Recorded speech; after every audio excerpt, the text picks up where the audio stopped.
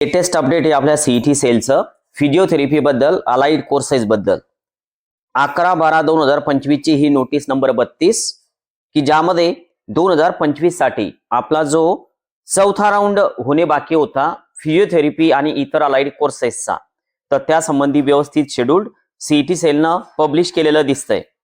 आता यामध्ये सुरुवातीला तर ऑनलाईन स्ट्रे वॅकन्सी राऊंड होणार सुरुवातीला, आणि जर काही सीट्स वॅकंट राहिल्या तर नंतर इन्स्टिट्यूशनल राऊंड सुद्धा होणार. तर त्यामुळं आपण इलिजिबल आहोत का, आपल्याला कोणता राऊंड करता येईल, तर याबद्दल सविस्तर चर्चा आपण या व्हिडिओमध्ये करतोय. तुम्ही जर नवीन असाल तर नक्की एकदा जिजाऊ अकॅडमीला सबस्क्राईब करायला विसरू नका. बघा, आता जर आपण एक विचार केला तर यामध्ये सिरियल नंबर 1 मध्ये काय देण्यात आलेलं आहे, तर सीट मॅट्रिक्स की जे कालच आलेलं आहे 11/12/2025 ही डेट दिसते. या नोटीस सोबतच सीईटी सेलवर काल सीट मॅट्रिक्स सुद्धा अपलोड झालेलं आहे. यानंतर जे प्रेफरन्सेस आपल्याला भरायचे तर त्याच्या चॉईस फिलिंग आजपासून तर 14 तारखेपर्यंत होणार. तर 14 तारखेला 11:59 रात्री आपण या चॉईस फिलिंग करू शकतो. थोडक्यात आपल्याकडे 3 दिवस आहेत. बीपीटीएच चे जवळपास 108 कॉलेजेस सीट मॅट्रिक्स मध्ये आलेले आहेत. तर त्यापैकी तुम्हाला नेमके कोणते प्रायव्हेट कॉलेज टाकायचे, गव्हर्नमेंटचे वेगळे कॉलेज आहेत पण जवळपास प्रायव्हेट 108 कॉलेज त्यामध्ये दिसत आहेत. यानंतर जे सिलेक्शन लिस्ट येणार आहे ऑनलाईन स्ट्रे वॅकन्सी राऊंड 1 ची, अर्थात राऊंड चौथा, 16 तारखेला ही लिस्ट येईल. एक दिवसाचा या ठिकाणी गॅप घेतलेला दिसतोय.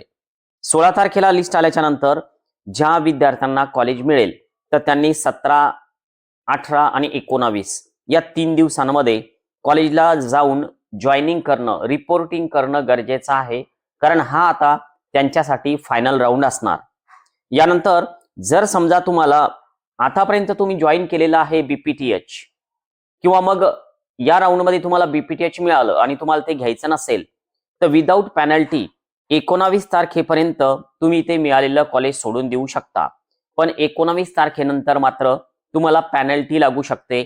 या पेनल्टीमध्ये प्रायव्हेट कॉलेजवाले पूर्ण कोर्सची ओपनची फीची डिमांड तुम्हाला करू शकतात.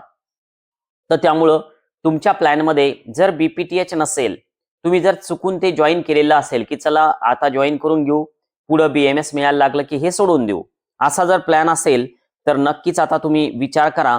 तुम्हाला 19 तारखेपर्यंत रिझाईन जर करायचं असेल तर करू शकता, पण तुम्हाला जर कोर्स कंटिन्यू करायचा असेल तर या 19 तारखेचा विचार तुम्ही करू नका.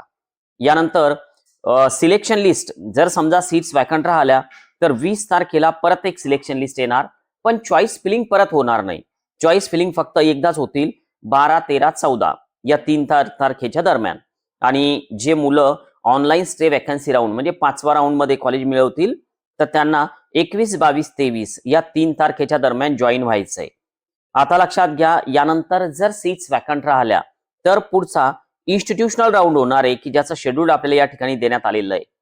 शेड्यूलमध्ये 24 तारखेला सीट मॅट्रिक्स आपल्याला दिसेल, इलिजिबल कॅन्डिडेटची लिस्ट दिसेल आपल्याला, आणि जे स्टेट कोटामध्ये इलिजिबल असतील, जे इन्स्टिट्यूशनल कोटासाठी इलिजिबल असतील तर यांच्या लिस्ट आपल्याला दिसतील.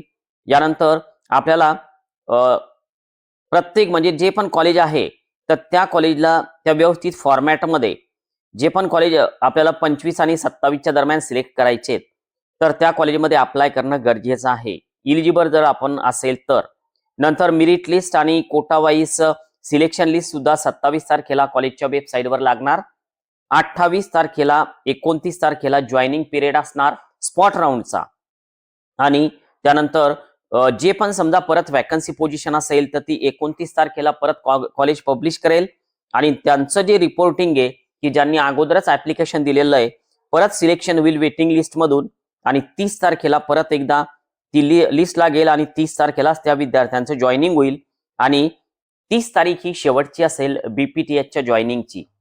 आता यामध्ये इलिजिबल नेमकं कोण ऑनलाईन स्ट्रे वॅकन्सी राऊंड साठी, म्हणजे आता चॉईस फिलिंग साठी इलिजिबल कोण, इथं स्पष्ट मेन्शन करण्यात आलेलं आहे की तुम्ही जर आतापर्यंत कुठे जॉईन असाल एमबीबीएस बीडीएस ला, बीएमएस बीएचएमएस ला, किंवा तुम्हाला 3ऱ्या राऊंड मधून बीपीटीएच मिळालेलं असेल तर तुम्ही आता इलिजिबल नाही.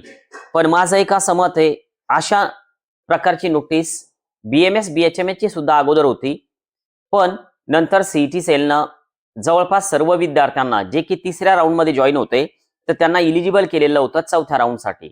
तर तुम्ही एकदा तुमच्या प्रोफाईलचं लॉग इन करा आणि लॉग इन होत असेल तर चॉईस फिलिंग करून बघा. चॉईस फिलिंग जर झाल्या तर नक्कीच ही नोटीस परत रिवाइज होते की काय तर याचा आपण वेट करूया.